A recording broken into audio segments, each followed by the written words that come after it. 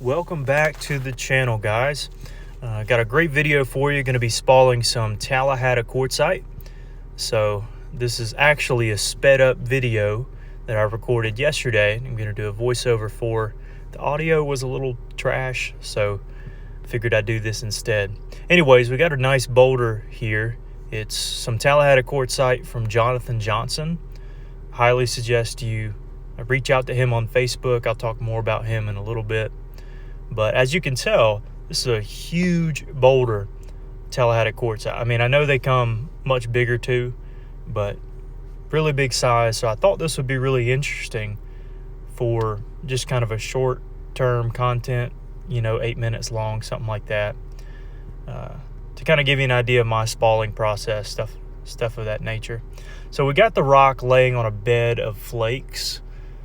You can also lay it on just the ground or the dirt or the grass, whatever really works. In this case, it serves as nice cushioning for the spal to release. So I'm just kind of shimmying it around there and about to make my first strike. There's a nice little platform, gonna hit high. I did have to strike twice there, but that is totally fine. And got some beautiful, beautiful material there. I sure love this Tallahatta. It's very unique stone. It's different than a lot of the stone that you see out there. It is a quartzite, so it's not quartz, but it's quartzite, and it flakes a certain way, similar somewhat to Hickston and the quartzite over in the west part of the U.S., if you can find it. But here we are, just drawing some spalls off. There's another one. And there you can kind of see some of the inner parts of the stone that we're working there. But the day of recording this, actually, give you a little bit of insight. Not only was my audio not working, but it was hot. I mean, it's hot and humid down here in Alabama. My knees were tired. I just got back from the gym, so I felt like an old man down there spaling. And somewhere in the video, I had to call Pete back because he had run off somewhere. For those who are long-term members of the channel, you know who Pete is. But just shifting the stone around here, looking for another spot to spal. Pointed one out there for you. I think we're just going to get a small patty here.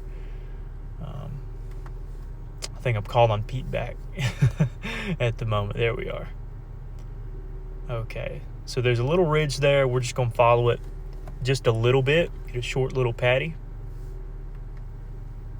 Okay.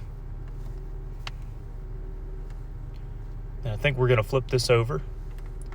I could strike down that same spot again, get a really nice spal, but it would also remove a lot of our thickness if you look at it from the side. And to get more spals, I decided to go ahead and flip it there.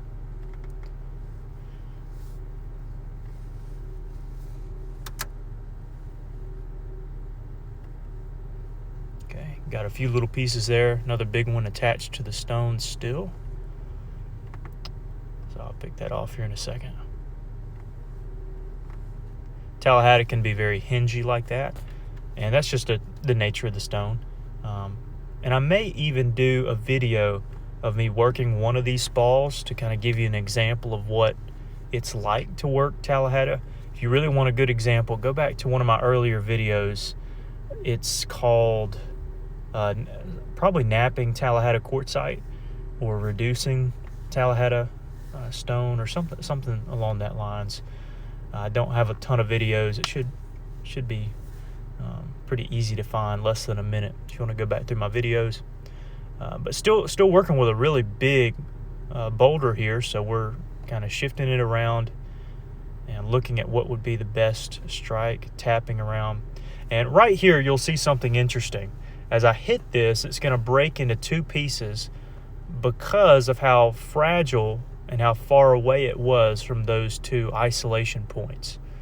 So if I was to really abrade the edge there and not hit high, but hit on the edge on that platform, it wouldn't have broken those two pieces and then have that extra little piece at the bottom, which is what that is right there.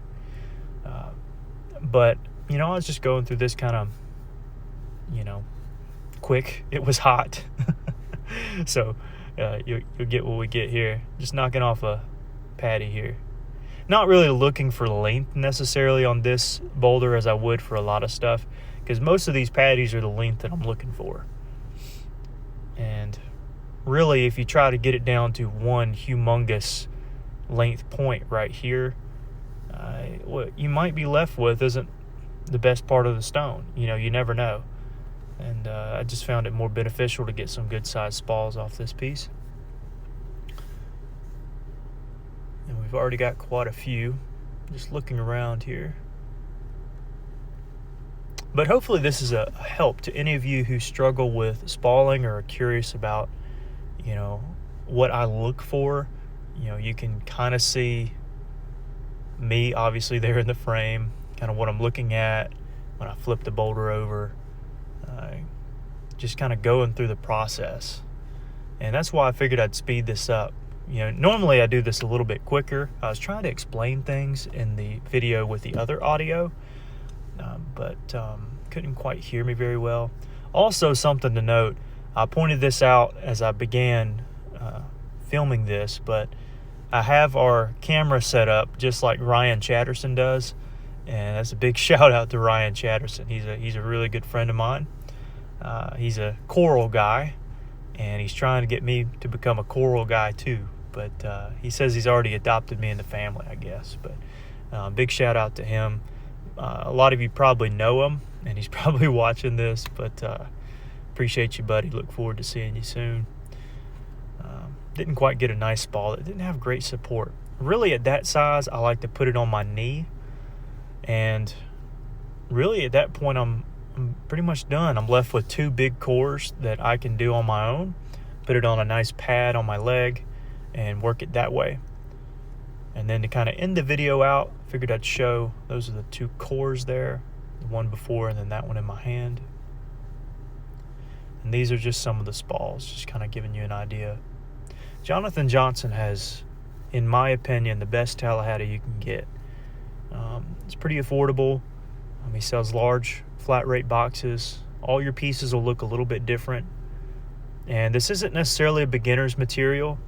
I actually started on it and raw coastal, and it's kind of what formed me into where I am today. But if you want to stock up on good material, go for it. Or if you want to try something new, or if you're really, really good at napping and you want to switch things up, there's no other joy, like having a nice point out of this material. It stands out in the case, and it's just a pleasure to nap, in my opinion, although it does take some getting used to. I'm setting up a little thumbnail currently. But as always, I appreciate you guys watching. If you have any comments or questions, feel free to leave them down in the comments, and I'll catch you next time.